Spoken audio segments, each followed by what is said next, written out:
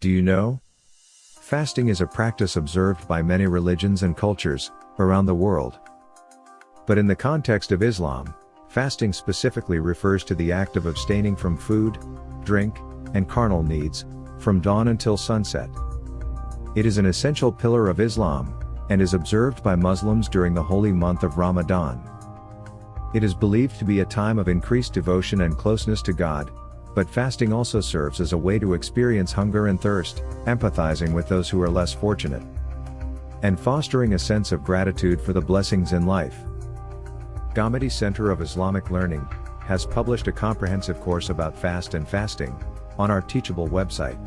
Through this course, you will not only be introduced to the ritual of fasting, but will also comprehend the fundamental philosophy behind this practice. We have organized the course into 10 modules to facilitate your learning, and study material is additionally provided. Enroll today through the link to the course provided in the description, and take this course.